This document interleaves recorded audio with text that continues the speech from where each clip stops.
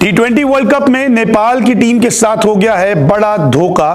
भले ही नेपाल की टीम बांग्लादेश के खिलाफ मुकाबला हार गई हो, लेकिन बांग्लादेश की टीम ने नेपाल के खिलाफ बेईमानी की और इस बेईमानी में साथ दिया अंपायर का।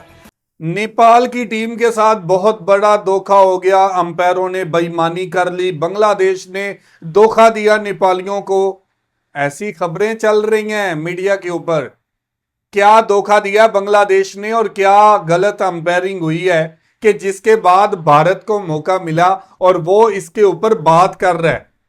बांग्लादेश के साथ इतनी ज्यादती की अंपायर ने, कभी किसी ने बात नहीं की, किसी हिंदुस्तानी चैनल ने बात नहीं की।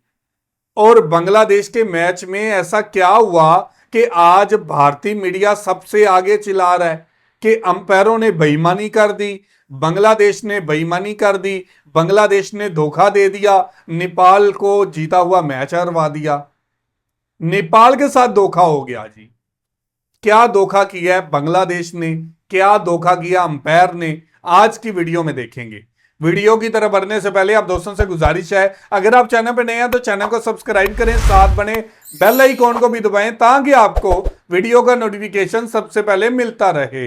चलें वीडियो शुरू करते हैं जी। 1 2 3 गो। T20 वर्ल्ड कप में नेपाल की टीम के साथ हो गया है बड़ा धोखा।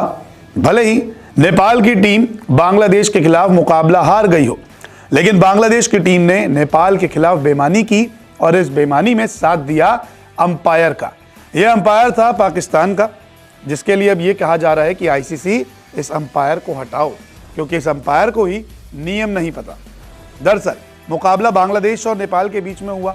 बांग्लादेश ने कुछ खास प्रदर्शन तो नहीं किया था, लेकिन फिर भी नेपाल के खिलाफ जीत दर्ज की। लेकिन एक फैसले ने बेईमानी की सारी हदें पार कर दी।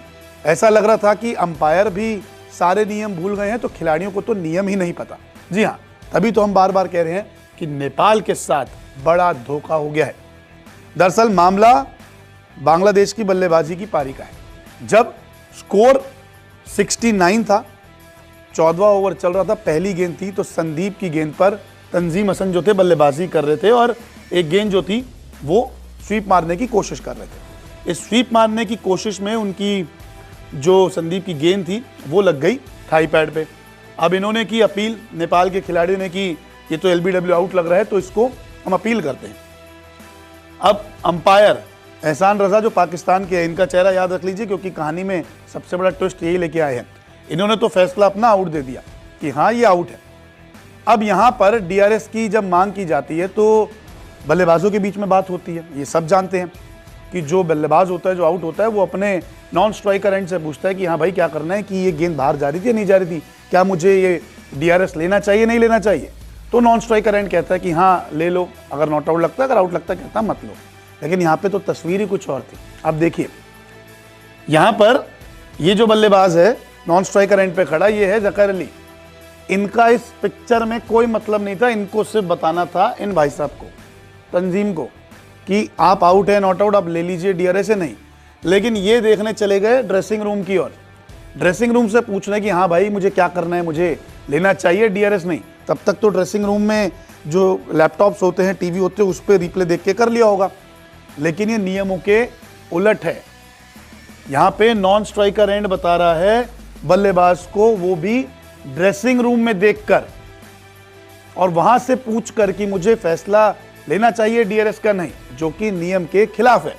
और यहाँ पे देखिए उन्होंने हाथ करके किया फैसला, टाइम यहाँ पे 0 रह गया था। इन्होंने कहा कि हाँ ले लो, तब यहाँ पे बल्लेबाज कहता है कि ठीक है मैं डीआरएस लेना चाहता हूँ। और अंपायर साहब एहसान रजा देखिए हालत, वो आराम से इनकी बातें मान रहे हैं। वो कह रहे ठीक है आपने डीआरएस की डिमांड की है, मैं भी क्या कहता हूँ डीआरएस देता हूँ। तो इन अंपायर साहब ने थर्ड अंपायर को रेफर कर दिया। अरे भाई ये तो नियम के बिल्कुल उलट है। नियम ये कहता है कि अगर कोई बल्लेबाज डीआरएस की डिमांड करता है तो वो अपने नॉन स्ट्राइकर एंड से पूछेगा, वो ड्रेसिंग रूम की तरफ नहीं देख सकता। उसको नॉन स्ट्राइकर एंड की तरफ पूछना होगा और वो बताएगा कि लेना ही लेना, फिर बाद में फाइनल कॉल जो है वो बल्लेबाज की रहती है। लेकिन यहाँ तो नॉन स्ट्राइकर एंड वाला आके कहता है कि आप ले लो, वो भी ड्रेसिंग रूम से देखकर। और अंपायर साहब एहसान रजा जो पाकिस्तान के अंपायर है, अच्छी खासी अंपायरिंग की है, ये भाई साहब आप सीधा थर्ड अंपायर की ओर इशारा कर देते हैं। अब थर्ड अंपायर में जब रिव्यू देखा जाता है तो अंपायर कॉल्स तो था, पिच इन लाइन था, लेकिन बॉल जो थी बाहर जा रही थी। तो अंपायर साहब ने क्या किया, जब पूरा रिव्यू देखा तो थर्ड अंपायर की तरफ से नॉट आउट घोषित किया गया। और इन भाई साहब की शक्ल, जैसे मैंने कहा था कि पिक्चर में ट्विस्ट जो है वो यही करेंगे, यही डालेंगे। तो एहसान रज़ा, इनका नाम याद रख लीजिए, क्योंकि इनकी एक गलती के कारण एक बेईमानी हो गई। अंपायर हैं, क्या इनको ये नहीं पता कि ड्रेसिंग रूम से पूछ कर DRS नहीं लिया जाता? हर कोई कह रहा है कि इस अंपायर को हटाओ भाई, नहीं तो आगे कुछ बड़े मैचेस होंगे तो गड़बड़ ना हो जाए। हालांकि तंजीम कुछ खास कमाल नहीं कर पाए, अगली गेंद पर वो आउट भी हो गए, लेकिन बेईमानी तो हुई। जब आप जानते हैं कि आप DRS विकेट पे यानी कि पिच पर जो बल्लेबाज और नॉन स्ट्राइकर एंड है उनसे सलाह मशवरा करके ही ले सकते हैं, तो आपने ड्रेसिंग रूम पे क्यों देखा? आपको याद होगा ऑस्ट्रेलिया के खिलाड़ी ड्रेसिंग रूम में देखकर DRS की मांग करते थे। वहां पे डैरेन लेमन बैठा रहते थे, वो कहते थे कि हाँ अब ले लो, अब मत लो, अब ले लो, अब मत लो। फिर बताया गया कि आपको बिल्कुल भी ड्रेसिंग रूम की ओर नजर नहीं करनी। आपको आउट लगता है, आप नॉन स्ट्राइकर एंड पे जाइए, वहां पे पूछिए कि क्या मैं आउट हूं? तो नॉन स्ट्राइकर एंड अपनी राय देगा कि नहीं मुझे लगता है कि बॉल बाहर जा रही है, नहीं मुझे लगता है बॉल स्टंप्स में, तो एक काम कीजिए, लीजिए या तो मत लीजिए। फिर बैट्समैन जो है वो इशारा करता है कि आप मुझे DRS दीजिए या नहीं दीजिए। 15 सेकंड का टाइम होता है, लेकिन इस बीच तो ज़कर ने 15 सेकंड में ड्रेसिंग रूम की ओर ही इशारा करके पूछ लिया क्या करना है मुझे बताओ। उन्होंने कहा ले लो, तो उन्होंने कहा कि चलो ले लेते हैं। ये इसलिए हुआ क्योंकि नेपाल की टीम ने 69 पर आधी से ज़्यादा टीम को पवेलियन भेज दिया था बांग्लादेश को, और बांग्लादेश के लिए मैच सुपर 8 में पहुंचने के लिए बहुत ज़रूरी था, क्योंकि उसी वक्त दूसरा मुकाबला श्रीलंका और नीदरलैंड का भी चल रहा था। और नीदरलैंड अगर जीत जाती, यहाँ पे बांग्लादेश हार जाती, तो नीदरलैंड सुपर 8 में पहुंच जाती। इसलिए सुपर 8 में पहुंचने के लिए हर मुमकिन कोशिश की बांग्लादेश ने, बेईमानी भी की, अंपायर ने भी साथ दिया। आखिरकार नेपाल की टीम रन तो नहीं बना पाई, हार गई, लेकिन एक दाग जो है वो बांग्लादेश की टीम पर लग गया, सारी हदें पार कर दी। खिलाड़ियों से लड़े भी बहुत हैं ये मैदान में, लेकिन बांग्लादेश ने बेईमानी की, नेपाल के साथ धोखा हुआ। जीतती अगर नेपाल तो सुपर 8 में तो नहीं जाती, लेकिन बांग्लादेश सुपर 8 की रेस से बाहर हो जाती है। आपका क्या कहना है इस बेईमानी पे? तो जी व्यूवर, ये थी वीडियो और आपने देखा जी एहसन रजा ने बहुत बड़ा धोखा कर दिया।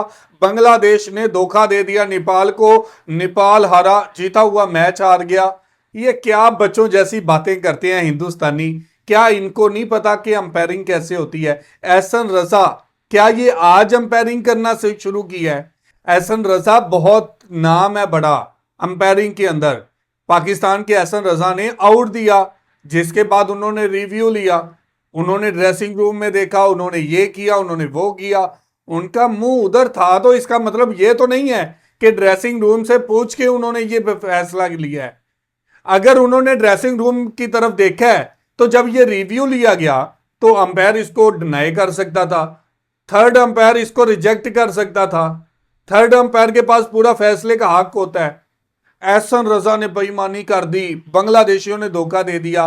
अबे जाने दो यार, जब भी हमने देखा बांग्लादेश के साथ बेईमानी हुई, अंपायरिंग गलत की गई बांग्लादेश के मैचेस में, बांग्लादेश के साथ सबसे बड़े धोखे होते रहे। साउथ अफ्रीका के मैच में बड़ा धोखा हुआ बांग्लादेश के साथ, अंपायर ने किया। क्या किसी ने आवाज उठाई?